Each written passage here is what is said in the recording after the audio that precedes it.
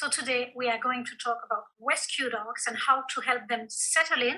There will be a Q&A at the end. So if you can, please keep your questions for then, because it will be easier to group them then, because at the moment I won't be able to really read them and read the comments. Also, at the end, I will give you a link to download an ebook with the content of the webinar. So you just don't have to worry about taking notes or anything. You will get all that in the ebook. But first, I want to start by saying a massive thank you for rescuing a dog. Maybe you're thinking of rescuing one and saving a life, and you are just amazing. You're about to have a challenging but wonderful experience. Now, who is this webinar for?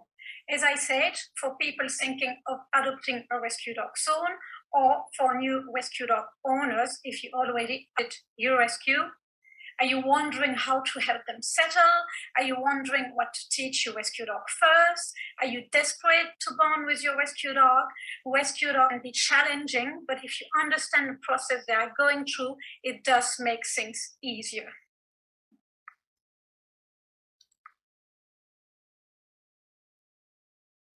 Now, why should you listen?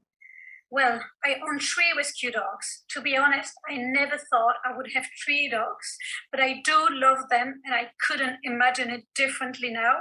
So the first one I adopted is Finn, there in the middle on the picture. He's an Alsatian lab cross. I adopted him nearly 5 years ago. He's about 10 now. Now, after that, the second one I adopted was Paddy. Right on the picture is a Spaniel Collie cross. I adopted him 4 years ago.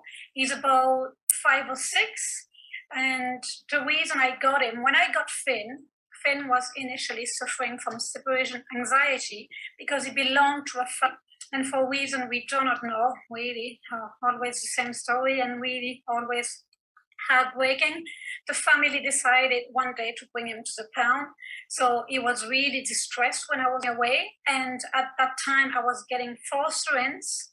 And when Paddy arrived as a foster, he arrived with another dog called Max, which was a Collie German Shepherd cross. And I realized Paddy was really good for Finn's anxiety because Paddy is a very chill dog. So that's why I decided to keep him. And they really, really get along well. I'm kind of worried for when the day will arrive, then Finn will pass away because I don't know how Paddy's going to cope, to be honest. He will probably be the one suffering from separation then, but okay, let's not think about that. So back to my dog. So the last one is Bruce, the Foxhound. He arrived, it was about 2 years ago. He was about 1 then. And to be honest, getting a third dog was definitely not my plan. And if you ask my friend, they would all laugh because they knew when I was fostering and they were always asking me if I was going to adopt a new dog. And I was always saying, there is no way I'm getting a third dog. But there you go. I found Bruce in my estate. He was in a terrible state, like he was covered in mange, horribly skinny, terrified of humans, and he would initially not let me approach him. Like it took me a lot of patience and treats, and eventually with the help of my neighbor, we managed to collar and leash on him. But it was really, really not an easy process, but we managed to do it. So I took him home, and probably because I'm the one who found him and really saved him, we have a very, very, very special bond. So I couldn't let him go. That's why I adopted it, even though I didn't want a third dog. So since then, I keep fostering. So I foster rescue dogs on a regular basis. I'm a certified foster dog trainer. I'm a canine body language expert and instructor. I'm also a learning junkie, which means I'm always taking more courses to help rescue dogs more, especially. So next I'm thinking of doing a T-Touch course because this really helps dog feel more comfortable in their skin. I don't know if any of you has heard about T-Touch at all, but it really does help. And also essential oils healing, because that really can help dogs with trauma. So that's what's next for me. And rescue dogs are my tribe. You can probably tell, it's really an absolutely love helping them and the owners.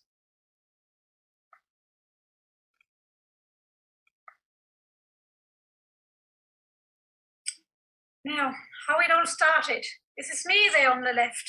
I grew up in Belgium, in case you're wondering where that funny accent is coming from. Been in Ireland for it's going to be 10 years, I think, next year. So, yeah, been a while. I can certainly say that I call Ireland home now. But I always loved dogs since I was very young. And unfortunately, my parents didn't. So they wouldn't allow me to have one. So what I did, I was looking after the neighbor's dog. He was a medium-sized dog. You can see him in the picture there. And funny enough, he was also a rescue.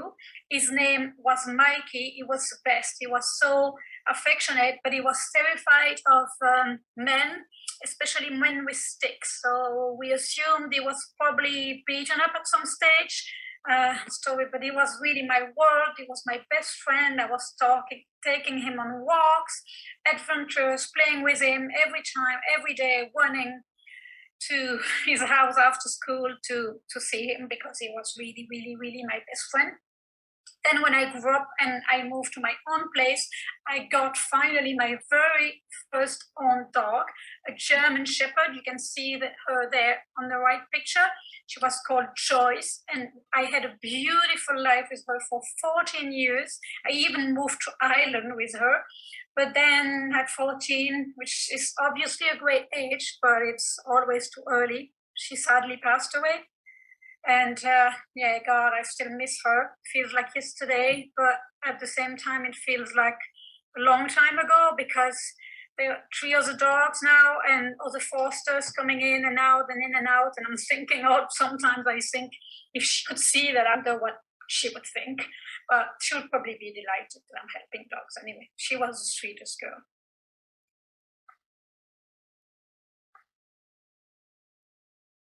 Now, fostering. So as I said, when she passed away, actually, I started volunteering with rescues, fostering dogs. This is something I had wanted to do for a long time, but I didn't want to bother poor old Joyce because she was getting old and she, I didn't want to bother her with another dog because I thought she was too old and she was suffering from arthritis in the back legs and I didn't want to annoy her with that. So I had a lot of fosters over the years. I fostered for several rescues, but mainly for my lovely horse rescue. They initially rescued horses, but now they also have pigs, cats, dogs. They are doing an absolutely amazing job. And if you can support them, please, please, please, please do. So a lot of fosters over the years. I had Maggie there at the top, Charlie just under, Toby, Jeffrey, Prince, Oliver, Daniel. It's too many to list really, but the one thing I can tell you is that there are always tears when they leave, tears of joy because you put them back on track and you're happy for them. There are also tears of sadness because you do bond with all of them. And then there was this very special dog, Melissa, the Belgian Shepherd. She's the one on the right there on the picture. And just looking at the picture, to be honest, makes me quite emotional because whatever she went through, she really was in a bad state and didn't trust humans at all. She wouldn't come near me. She was looking at me from far away, like in the picture. You can see a bit that she's distressed. I had her for a few weeks and she never bonded with me. I was never able to make her come out of her shell. And for me, I saw it as a first and massive failure. Even though I know it wasn't really, and I know I did good things for her, but I just wish I could have done more and fix her. It took her a lot of time actually to trust humans and find a foreign family, but eventually she did. So I know it was not because of me, but still for me, it was a massive trigger. And that's when I decided I had to learn more about dog training and canine behavior. And that's I decided to study more and get into dog training. To be honest, as a kid, I wanted to be a vet, but that's another long story. But kind of one of my teachers told me that I wouldn't be able to do it. So I listened to him. You're stupid when you're a teenager, right? So yeah, maybe I will one day, God knows. But in fairness, I think I prefer to walk on the dog training side because it will be very hard for me, I think, to make surgery like with dogs and see them and die. I don't think it probably wouldn't be for me. So I think I'm better on the dog training side, to be honest. So I finished my course and I was assisting puppy classes with the DSCPA until the first lockdown. Then I did another course with the dog training college to be certified. I'm always learning and reading more about it. As I said, I'm absolutely completely obsessed. And the next for me is probably T-Touch and essential oil sealing, because this is really what I want to do and really, really help rescue dogs.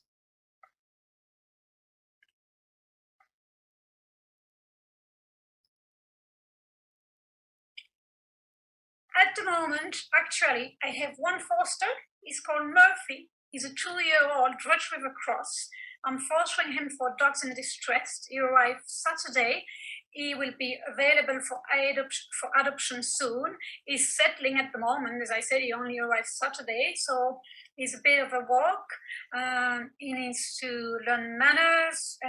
He needs to walk on the lead properly. He's a bit afraid of the lead at the moment, but he's such a fantastic dog. He's affectionate, playful. If I didn't have 3 dogs already, I would keep him because it's so damn easy to fall in love with him. And I can tell you already that I would cry tears when he would go, because he only arrived Saturday and I pretty much bonded with him very, very quickly. So if you know someone who would be interested in adopting him, please reach out to me. But just have to say something, just a condition here. This has to be an amazing person because he deserves an amazing family. I mean, Dog does, but Murphy, I think I can say already, is very special to me. So I would actually, I'm trying to ask friends if they don't want to adopt a dog, because then I would be happy. I would be able to still see him, because God, yeah, he is just great for me. He's gonna make family so, so, so happy.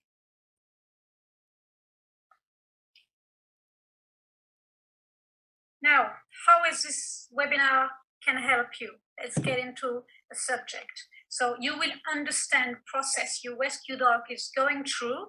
You will understand how you can help your rescue dog adjust. You will have an idea of activities you can do with your rescue dog that will help them build their confidence so that your dog can slowly recover from past trauma.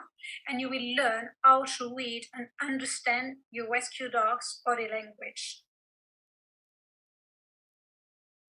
How does that sound?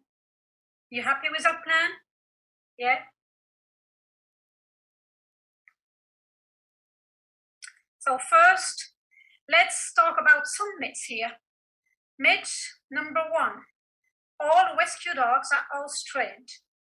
Well, some rescue dogs have been kept outside with no interaction at all, no training. So if your rescue dog has toilet accidents, it might be because they are stressed in their new environment too, or because they have no clue where the toilet is, as it's a new environment. So the best option is to really take them out regularly, ideally go with them in the garden, put them on lead, wait for them to do their things, and praise them a lot and give them a treat when they do. Literally just throw a massive party and repeat, repeat, repeat every time your dog uses the toilet where you want him to use it. And eventually your dog will understand where the toilet is, and he will repeat the behavior if he gets good stuff out of it. Now, never punish your rescue dog if they have accidents inside. Your dog will only learn that they need to hide from you when they go into the toilet. So instead, just teach them where the toilet is. Another thing, diarrhea is common too, and it can take up to 1 week to settle because of the stress. Let's get to midnight. 2, rescue dogs will settle in their new home quickly. Absolutely not. When your rescue dog arrives in your home, you need to remember their routine just changed completely, and dogs are very routine animals. You are completely neutral to them. Even if you had a meet and greet prior with your dog, doesn't matter, you still knew the environment completely changed. They don't know where the toilet is, and they might worry that they need to go to. They don't know when and where the food will be coming from, etc. It's like, imagine yourself being thrown in a familiar world, in a house you do not know, with people you have never met. You don't know the language, and you rely on those people to have access to toilet, food, etc. It's quite stressful, isn't it? Also, car journeys to arrive to new home can be very stressful too. So there's a lot of things in a short period of time. So your rescue might be completely overwhelmed, more than likely actually, because rescue dogs need a decompression period to release the pressure. So then they can settle and figure out their new world. And it can take up to 72 hours, which is basically 3 days. It's good. Rescue dogs show their true personality straight away. Well, no, not at all, in fact. It's a bit like us getting in a new relationship when we are in a honeymoon period. It's quite like that, except that it's quicker. The first 3 days, your rescue dog might not be interested in food, toys, they might hide, or they might, on the other hand, be very energetic and explore everything. Rescue dogs can be initially very destructive too for the first 2 weeks. They can chew a lot because it really helps them release stress. So make sure they have a lot of toys, shoes, enrichment activities, build your dog's confidence. I will talk more about that later. And what we call resource guarding is initially very common too. It's a fact of guarding objects like toys, food. Your rescue might not be used to have their own, so that's maybe why initially they might actually try and guard them. And that's why if you have other dogs at home, it's important to feed them separately initially. However, it doesn't mean if they are destructive, if they are very energetic, if they are completely shut down, it doesn't mean they will stay like that and continue displaying that particular behavior. Does it make sense? Yeah? Let's go to the following one. Two left, I think. So next myth, rescue dog initially need a lot of new experience and stimulation. And no, it's the absolute opposite. Sleep and time to relax is very, very important and is the best thing you can give to your rescue initially. So the best thing you can do is to actually encourage calmness and talk to them quietly. We will go over that more in details in a while. Finally, the last myth, rescue dogs are broken. Rescue dogs can make wonderful pets. Just do not overprotect them and think about their past constantly, because then sometimes you can make things worse. But focus just on giving them a great future, a better future, and they will thank you for that and give you so much love in return. To be honest, you're going to be probably overwhelmed.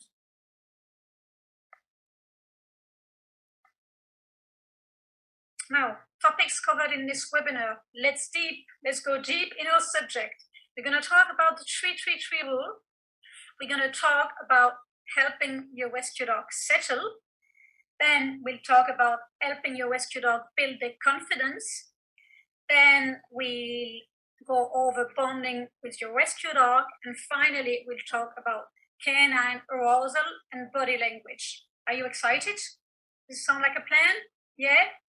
Okay, let's do this. So now let's get into our subject. When it comes to rescue dogs and bringing them home, you need to remember the 3-3-3 rule. It's a process they will go through to adjust in their new homes. So it's basically 3 days, 3 weeks, and 3 months. The first 3 days, your rescue dog may be stressed, scared, and overwhelmed. He may shut down. He may hide under the table or behind the couch. It's very common.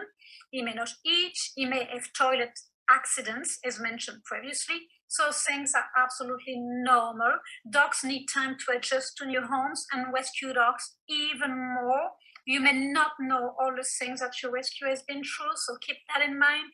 And for example, my rescue Bruce, as I said, I found him on the streets in my estate. He was terrified, skinny. He was so scared. It took me 1 hour plus to just be able to approach him. And I initially had to keep a lot of distance between me and him. Otherwise, he was just running away. So I just took a lot of treats. I was not approaching him. I was basically throwing treats at him and reducing the distance between us over the time. But it took at least 1 hour before I was able to approach him. And then after 1 hour, he was able to get in my neighbor's home. We managed to get him in, and then we kept feeding him, give him a lot of food. He was absolutely starving. I think he had like 3 or 4 balls or even 5. I don't know. He was starving. And eventually, I remember he looked at me at some point, and my neighbor told me, "Oh my God, he trusts you now." And he did. And I managed to put a collar on him then and a leash, and I took him home. And Finn was a German Shepherd, Alsatian, what am I saying? It's a German Shepherd Labrador that I have. As I said, he was brought to the pound by his previous owners and belonged to them for like 5 or 6 years. And he was traumatized by that fact that they brought him to the pound, which you can totally understand. So initially, he was glued to me, like really, really. It was too much because I was still mourning my previous dog choice, my German Shepherd. So it was a bit too much, but he just needed that. And I also have stairs at home, and he would go up the stairs, but he wouldn't come down. I don't know why. He was crying. We kind of was probably pushed down the stairs at some stage, which is just absolutely horrible. And I wanted this idea to think, but I have never seen a dog like that with stairs, so I assume it's what happened really, but I don't even want to think about that. This is just horrible. He was not treated well, you know. I know he belonged to a family, but I think some family members didn't treat him well because you can see a lot of trauma there.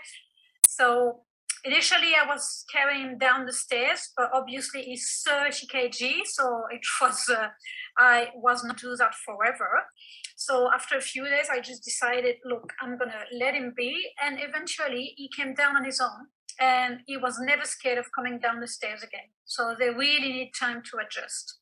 And Melissa, the Belgian Shepherd, the one that I wish I could have helped more, that I had in Forster, the trigger for learning more about dog training and behavior.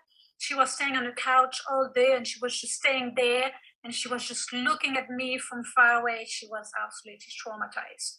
So yeah, the first 3 days are not the way your rescue dog will be for the next days. The first 3 days is rescue dogs are usually very different.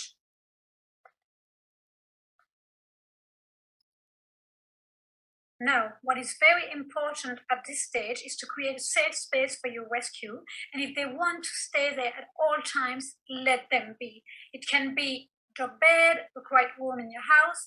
I wouldn't use a pen or a crate except if you leave the door open so that your dog can decide where they want to be, and give them plenty of quiet time. Nearly ignore your rescue and give them the choice to be near you or not, and empower them by doing that. Keep it low key. Do not overstimulate them and interact constantly with them. Just let them do what they want, really. Don't rush your rescue dog into social situations, like don't throw a welcome dog party and invite a lot of people over to meet them. Just give them time to decompress. Do not overwhelm your rescue dog with visitors, kids, walks at the park, etc. And really wait before introducing new people. And if you have visitors, ideally keep your dog in a separate room, or talk to your visitors first, explain what's going to happen, allow your dog to make the approach, give your dogs a chance to sniff the visitors and step away if they want. So do not put your dog under any pressure, and visitors shouldn't really be full on and stare at your dog, but instead if if if your dog is okay, but you can feel that he's a bit, worried, you ask the visitors to turn their body away so it's less confronting for your dog. And if your rescue dog is very stressed, also very important, do not take them out for walks just yet, but just let them be comfortable inside your home first. Like Bruce, my rescue foxhound, for example, the first few days, as I said, he was really, really scared and traumatized when I found him. So he was scared of cars, balls, kids. Everything was very, and it was very distressing for him. So I didn't take him on walks at all for the first few days. Now, after 3 weeks, your rescue dog should start settling in, being more comfortable, and getting used to the routine. They should start showing their personality. You may also start seeing behavior issues, and they may try and push limit. Like, for example, Bruce started to show his real personality. He was chewing a lot and a lot of stuff. It was a bit destructive at the beginning, and he hated the Hoover. And it got to the point where one day I was away and he just chewed the Hoover plug, and he actually ate it. So he actually had to have surgery, and it was an absolute nightmare. But it was okay. In the end, he had surgery, we removed it, and everything was fine. But that's how bad it was. The first 3 weeks, he was really pushing things. He was destructive. He was bored. That was something. He still is a bit, but he's getting better. Now, how you can help during that time? Well, dogs are routine animals, but rescue dogs crave routine even more. So it's very important to feed your dog every day at the same time, to have a fixed nighttime and wake up time. Try anyway. If your dog is now confident enough to go for walks, try and go around the same time every day. Try to go to the same spot initially. Later down the road, obviously not. It's good to give your dog a bit of variety, but at the beginning, try to go every day, same time, same place. So, because a fixed schedule and routine will really help your rescue dog relax more and help them feel more confident. It will give them reassurance. So, this is the time you should also start training your dog. So, your rescue dog may have had some training before, but it could be used to different cues and words. So, it's best to just go back to the basics. The first is to get your dog used to markers like yes and no, to let your rescue dog know that it did something good or bad. Try and focus on the good initially, so your rescue offer more good behaviors and build their confidence. And the first probably one of the first things to teach is actually a sit. Because it's very fundamental to teach other skills or prevent unwanted behavior, like jumping up or counter surfing. Your dog can basically not jump up and jump on the counter if he's sitting. So it's actually good to teach a sit, and a sit can be very useful if your rescue dog is nervous when meeting people or other animals on walk as well. Second thing you can teach, eye contact. Rescue dogs can be very shy or scared due to traumatic past experience, and teaching your rescue dog to check in with you every time they are unsure will go a very long way. And the last thing you can teach your rescue dog is to settle. It can be on a mat, a bed, in a crate. Reward your rescue for doing nothing and just relaxing. You can emphasize that behavior by also giving them natural treats or frozen corn filled with treats when relaxing. Does anybody know what Kong is? It's a hollow dog toy made of rubber. Yeah, everybody knows that. So you can fill them with treat, put them in the freezer, and then give them to your dog while he relaxes, and it will really, really help him settle down. So as I said earlier, at the end of the webinar, I will give you a link to download an ebook containing the information we cover. So in the ebook, there will be detailed information on how to teach those things. So the sit, the eye contact, and the settle. So don't worry, you will have the full details and plan.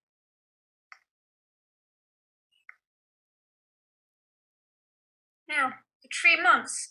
After 3 months, your rescue dog should have settled in, bonded with you, and start to trust you. Finn, my German Shepherd Lab, he stopped following me in every room, so he started to settle, proves the folk sound, crazy folk sound, the crazy clown as I call him. He completely came out of his shell. He was initially terrified of humans, but now when he sees people outside their home when we are walking, he's just so nosy. He just go to them and look at them, and he just wants to go and greet them. He's still unsure when he doesn't know somebody, but he kind of wants to go there. Now, the 333 rule is a guideline only. Each dog is an individual, and it might be longer for your rescue dog depending on what they went through. So don't think that after 3 months, that's it, 3 months today, now my rescue dog is fine. Can be more, can be less. It really, really depends on your dog.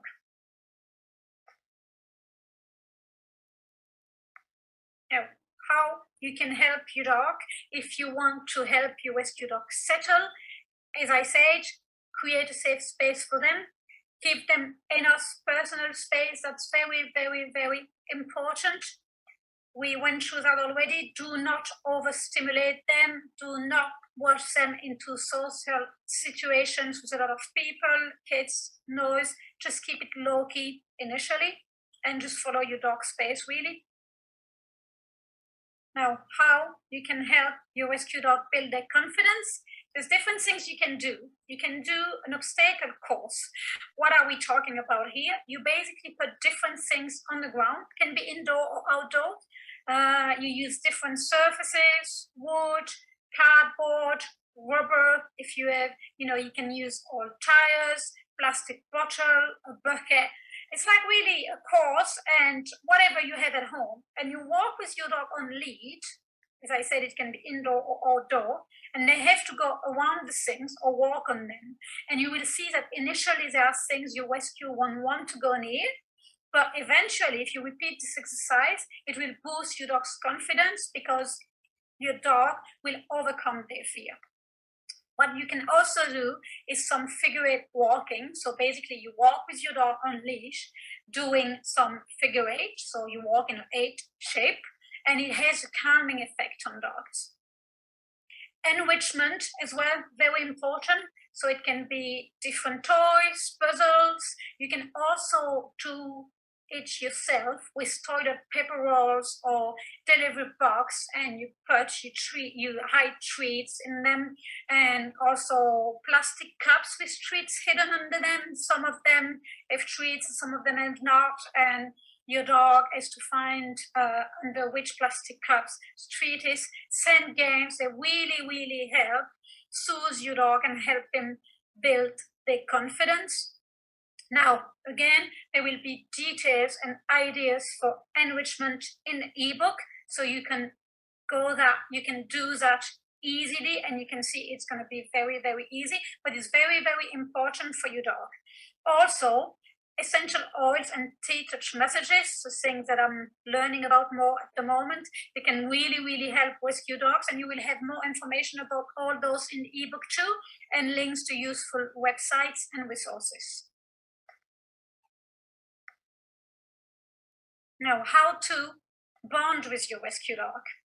Basically, playing with them can really, really help. It goes a long way. You can play fetch, you can play tug of war, you can play with toys, whatever your dogs love. I know Murphy, the retriever here at the moment, because he's a retriever, he loves playing fetch. He could play for it forever, and he loves it, loves it, loves it, and I'm sure it really helps bonding with me as well, and I love it because it's just so funny to watch him. Also, and feed your rescue dog if it works. You can, for example, use a cone and feed it with their dinner as well. And if it doesn't work, if hand feeding doesn't work because your rescue is scared, you can just try and drop treats for them, and then take a few steps away to give them space so they can move forward to eat the treat. All those things can really, really help. Small things, easy to do, but they can really, really help. Now, very important, noticing when your dog is stressed, especially for rescue dog.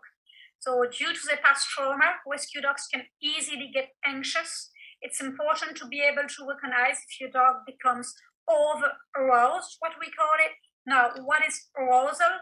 It's how responsive your dog is to events coming from you or the environment. It's basically a state of alertness. So too much arousal negatively impacts behavior and well-being, and it can take up to 3 days to level out. It's very important to be able to notice it. So you have to think of it as a bucket. Every time your dog faces a stressful situation, the bucket fills, and the more it gets closer to the top, the more your dog is getting closer to being over threshold and over aroused. We as humans go through the same process. Imagine one of your days starts badly. You didn't hear your alarm clock. You are late. You need to hurry up. Then you are on your way to work, but there's an accident and you are stuck in traffic.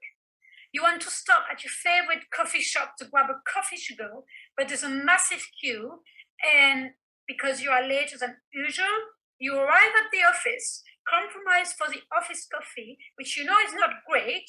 Then you arrive at your desk, and you spill your coffee on your keyboard.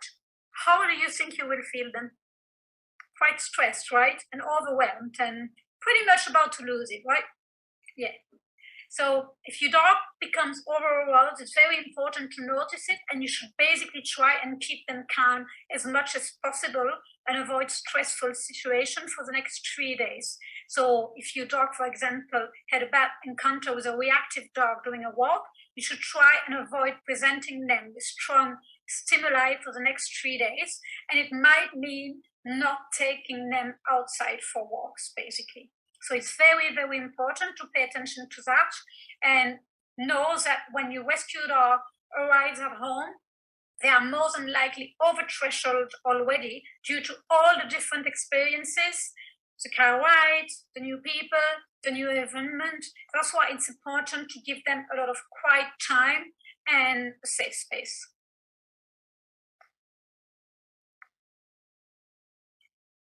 Now, another thing that I want to go over, as I said, the stress or calming signals, as we call it. So it's important to be able to recognize stress signals in your rescue dog. A dog basically uses what we call calming signals to communicate that they are stressed out and uncomfortable.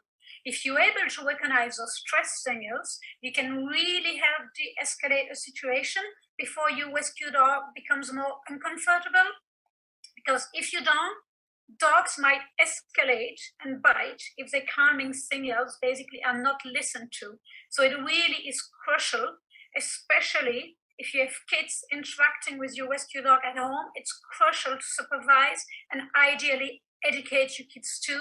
We do not want any accidents. Now, there's few stress signals, example, lip licking, shake off, a paw lift, stretching, looking away, pacing, sniffing, scratching, yawning, blinking, sneezing. Now, in that list, all those are not necessarily always calming signals. You need to look at the whole picture and consider the context. Obviously, your dog can also yawn if he's tired, or he can sniff because he smelled food. He can stretch because he just woke up from a nap. He can scratch because he's itchy. So it really is important to look at the whole context and think about, is there something in the environment that might be stressful? Now, another very important note, the wagging tail. Your dog is not always happy, wags his tail. I know, you've heard that all your life, right? But no, if the tail is loose, your dog is pretty much happy. But if the tail is instead stiff, your dog is probably unsure and quite tense. So again, you really have to pay attention and see how he wags his tail. And you really need to remember this, because I know everybody told you if the dog wags his tail, he's happy. No. Now, Paddy, for example, my rescue collie Springer Mix, doesn't like cameras. Most dog don't actually. And if I take a picture of him, he always licks his nose. Like I manage to sometimes avoid it, but he does because it's very confronting for them, the camera staring at them. So yeah, you can probably notice with your dog. Plays a game and see some calming signal and things about what's happening, what could make my dog feel uncomfortable. It's a very nice game to play, and it will really help you being able to recognize the stress signal for the future. Now, key things to keep in mind. Let's sum up everything we talked about. You need to prepare for feeding issues. Try and feeding or food out of a cone. Also ask the shelter what diet your dog was on, and if you want to change, mix progressively the old and the new. Don't go and change it straight away to the new food, and ask your vet for advice. It will really be able to help you. You also need to be prepared for toilet accidents, as mentioned a lot during this webinar. Stress related issues, again, a checkup at the vet might be necessary, and I actually advise you to go to the vet once you get your rescue dog. And if you haven't done it yet and you already have your rescue, please do, because you never know. Escape attempts as well. Do not forget, your dog is in a totally new environment, so make sure your garden is fully enclosed, because especially at the beginning, he might want to run away because he doesn't know anything about it. Be prepared to be patient. Don't rush your rescue dog into social situations. Don't throw a welcome dog party and invite a lot of people over to meet them. Give them time to decompress. Also, have a plan before bringing home your rescue. Be clear on what room they are allowed in, what about the couch, the bed, etc. Use management tools like baby gates, pens, crates, to avoid, your rescue dog being destructive of things that you really care about. If you have another dog at home, the key is to manage and supervise as well. Introduce them on walks first, if possible. It's a neutral territory. Then you can meet and greet in the garden. Then, if you feel comfortable, together in the house, but separate them every now and then. Give them time away from each other. Do not let your rescue dog invade your resident dog's territory. That's exactly what I did with Murphy, who they told me initially wasn't great with other dogs. So he has only been able to come near my dogs today. It was a very slow process because I got him on Saturday. I couldn't walk him as he was very stressed in the garden already with all the noise and all. He wouldn't go in the garden if I'm not with him. If I'm with him, it's fine. But if I'm not, he wouldn't go. So initially, what I did, I put him in a separate room in my house, and first I let them sniff each other's behind a closed door. There was a lot of growling and barking. Then I moved Murphy to another room and brought my dogs in that room, in the room he was in, so they could sniff him. And then I did the same with Murphy. Then what I did is that I used two baby gates, and they only see each other from a distance but couldn't approach. Then I reduced it to one baby gate, then garden with a lot of space. Does this help? Yeah, it does. Now, key things to keep in mind. Again, give your rescue dog time and space. It's very, very important. Help them build their confidence. Don't forget what your rescue went through. Give them a chance. Understand your dog.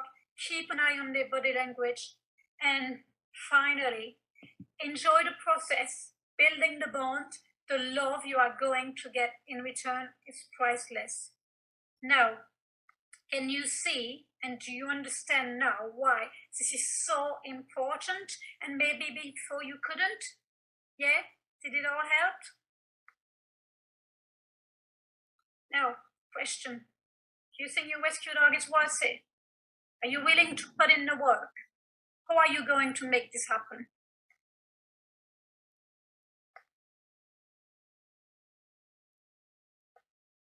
Now, I really want you to build an amazing bond with your rescue dog and have an amazing companion you can be proud of and go on adventures with. But here's what I know. Even if we had 4 hours together in this webinar today, instead of just 1 hour, it would be almost impossible for me to give you all I could give you. I've given you only the tip of the iceberg, and it will help you if you put it into practice. But if you liked it, you will love what I have for you next. You see, when deciding to do this webinar today to help you, I had two choices. Choice one was to deliver this amazing info, pathways, and let you try everything on your own. Or my second option, I could give you a free ebook with the content we covered today. And that's what I'm going to give you now. I'm going to put in the chat a link to download the free ebook. It's completely for free. You go to this link, you can download everything, and you will have all the information that we talked about. So I'm going to put it in the chat now. There you go. Now, the other option that I have as well, I offer 15-minute free consultation.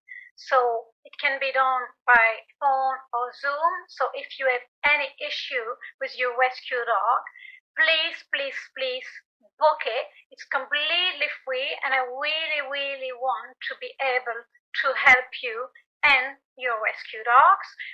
So I'm going to put the link here now. There you go.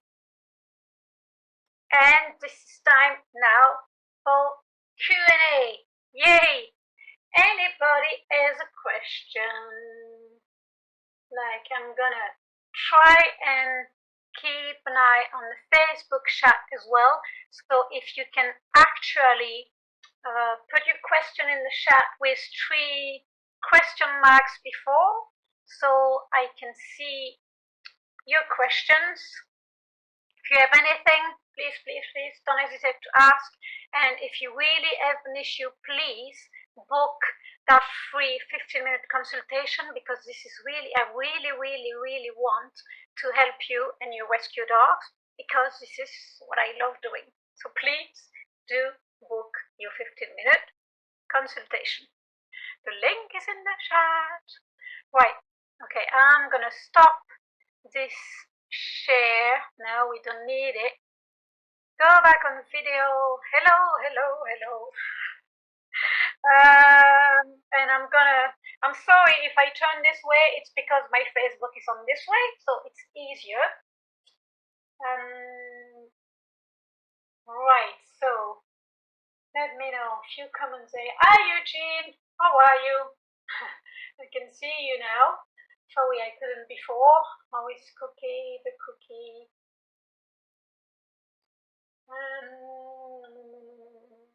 Yeah, let's get back to all of this. So, wondering if you give me some hints about the pups getting excited on walks when they see other dogs. Excited. The cookie is always excited, isn't he? See, I already told you, I know, because I had him and I know how he is. The best way is really to start from distance. He's not excited, and try and make him like settle, like ask him to sit. But I know with him, he's a lurcher, he's very energetic, so you probably need to walk from a very, very, very far away. And that's the only way, really, because if you're too close, he will get very excited, and I know it's not going to work to make him sit. Try and maybe get him distracted as well if he has, something that he really likes. I don't know if treats would work to distract him, or toy. I know he had this tug of war toy. I know he liked it, so maybe that could work if you were, kind of try basically to help him with focus on something else. But the closest you're going to be to the other dog, it probably won't work. So it's really about finding the right distance that you can work from, and then work on increasing that distance, but really, really, really slowly. You will see, because when your dog will start to really overreact and go over threshold, because that's probably what he does, you will see, you will know straight away, and it's not a walkable distance. Does it help? Hopefully. But I know, lurcher, Very, very, very, very hard, very energetic. I know that. How is he with Elsa? With Elsa? Now I know there's a delay on Facebook, which probably doesn't help.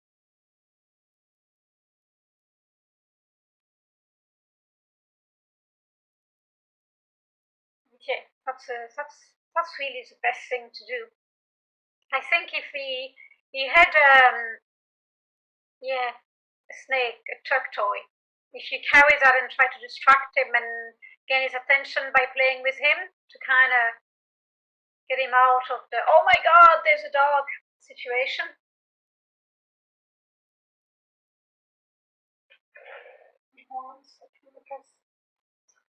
They wind up each other up in play. Yeah, I know that. So, do you walk them together as well? Question. I think you do, but not sure now. You probably should just, yeah, if they wind up each other, you probably should, I don't know, separate them at some point. So, because if they are getting excited, they're probably over threshold as well, which doesn't help. So try and encourage them to be calm. And if it's not possible, then probably separate them, like in separate rooms or with baby gates. That's what I do. Walk them separately. Yeah, okay. So I'm sure that helps already.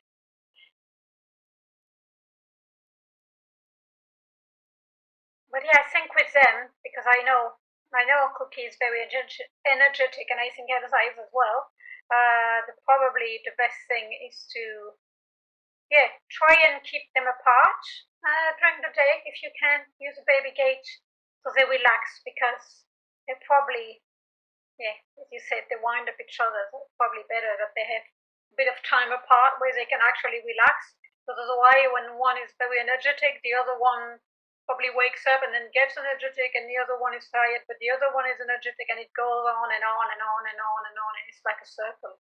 So I think probably try and give them time apart, or try and give them something they can enjoy separately.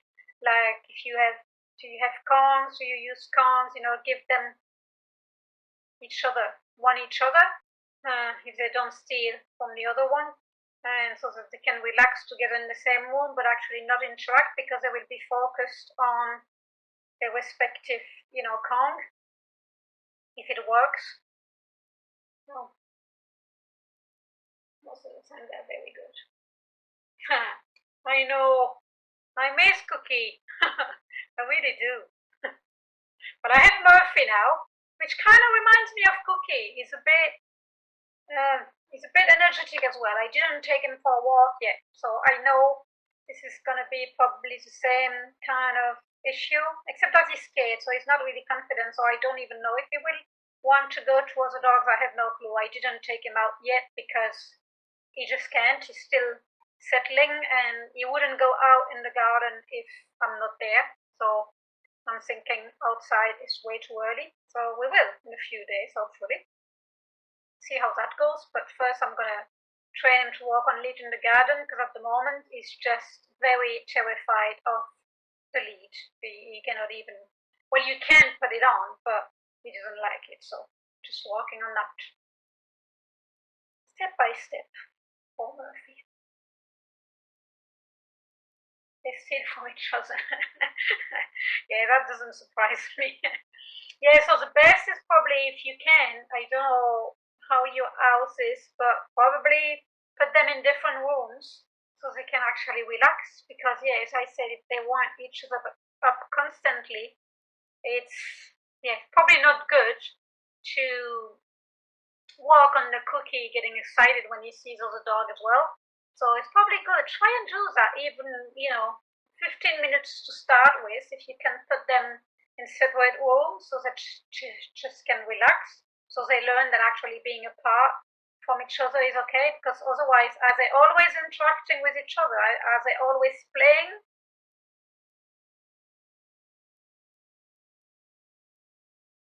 get a muzzle because he was biting? Hopefully not. Who was he biting? Hopefully not Elsa.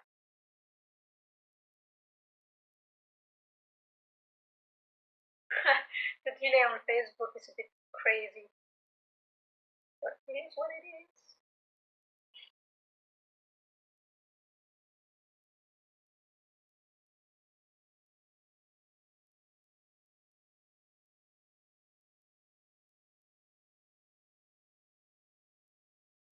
Yeah, I know. So you never gives her a break. Okay, not biting. Okay. Why did you get a muzzle for? For the dogs?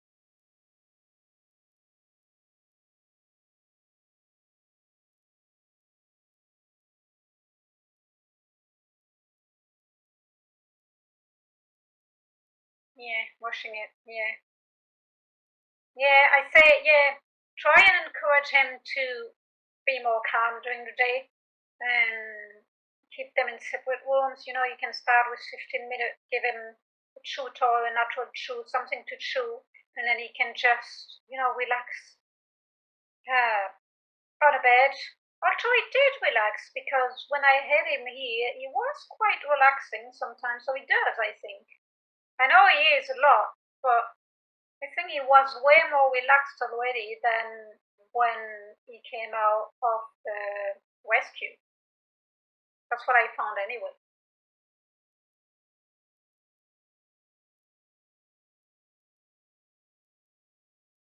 Yeah, I know. He does that. He does the neck thing. Is Elsa annoyed with it? Probably. Say so. So yeah, for that I would probably tell him no, because he has to learn if she's annoyed with that. How does she react actually? Because she should be the one kind of standing on the ground and maybe growling or whatever. Yeah, yeah, right, yeah. Those owners don't like it, yeah. How does Elsa react? Yeah, we probably should try. She catches him as well. Okay, that's good.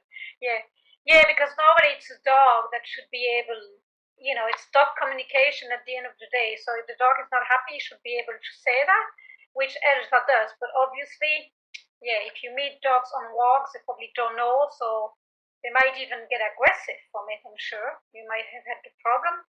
So, yeah, probably the best thing is to keep him on lead. You walk him off leash, and try and have control over him. And probably at the moment, when he's playing with Elsa like that, you should probably encourage him not to. So tell him no, and if he doesn't, I would put him in another room, separate them. So he will learn that when he does that, the play is over.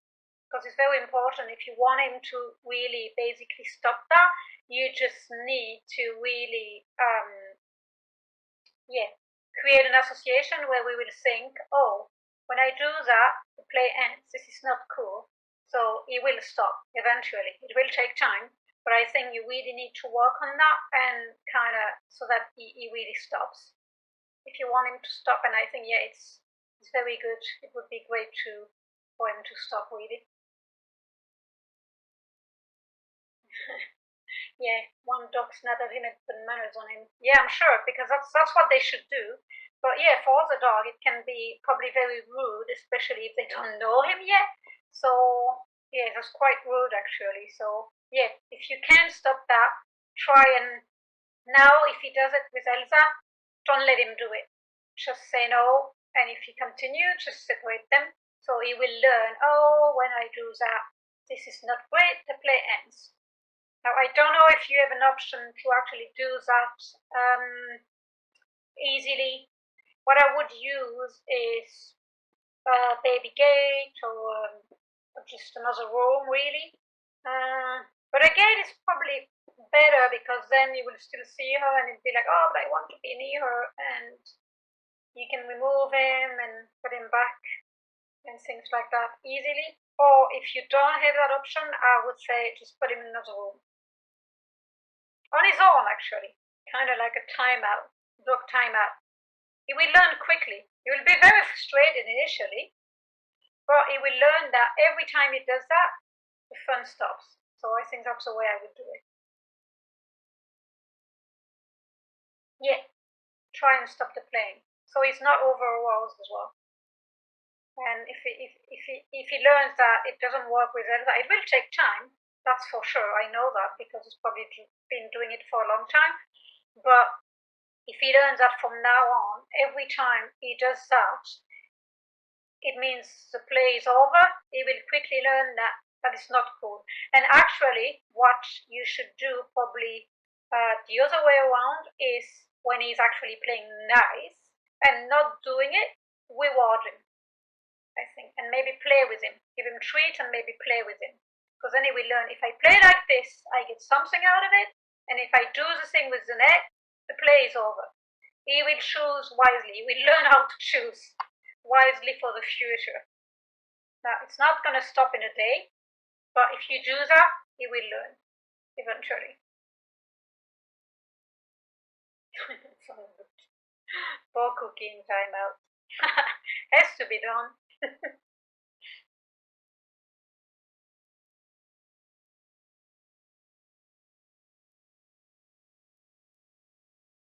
Just checking. I see all the things.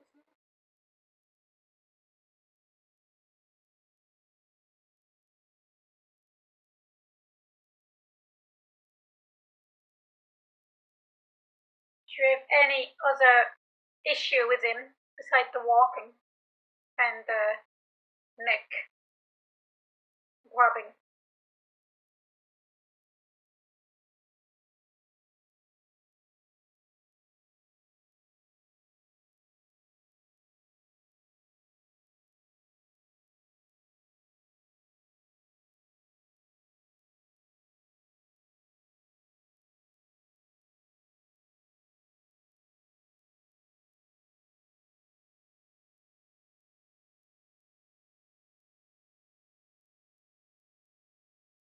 No, it's very good with kids. Ah, that's great.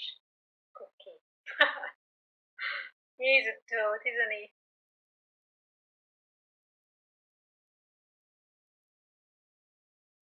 As I said, Murphy that I have at the moment, he's very energetic in play as well, so he's very good. I know, he really is a toad. He really, yeah. Bless him. I'm so delighted you find a great family.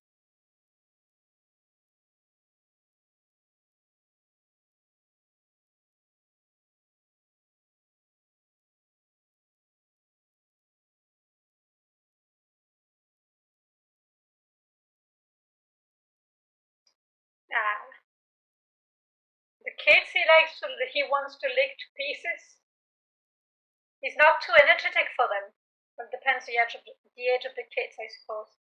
How long do I have Murphy for? Good question. Well, need to work on him. So as long as he needs to be settled and to put some manners on him and to be able to walk, because he was in trials in some home, but it didn't work because not being able to walk him was very, like, it was the biggest issue really.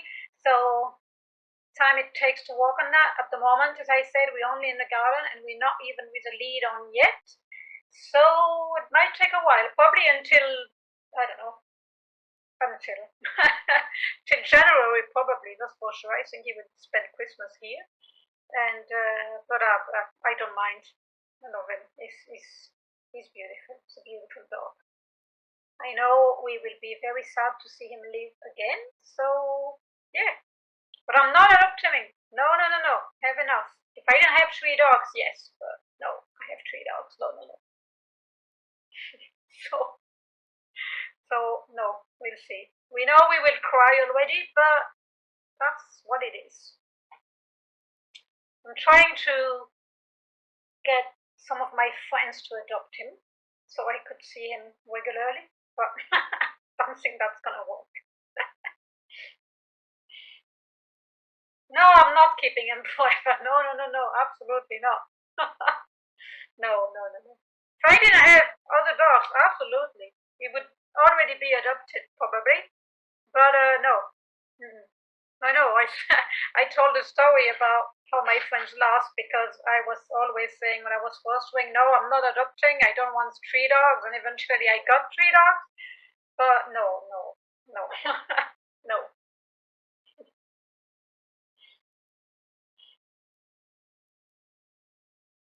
absolutely not.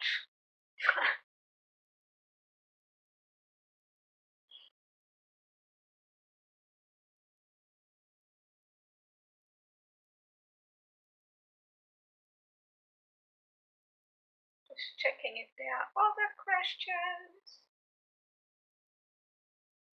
It's not at the moment.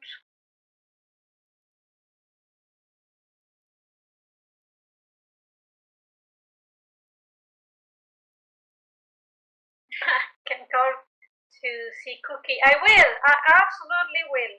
Oh yes, I will. Absolutely. Probably in the new year because at the moment I have kind of my hands full. But absolutely, I would love that. Absolutely. I miss the Cookie. Even my partner missed Cookie. Everybody missed Cookie. So we still call him Kian, though we're so used to. No, we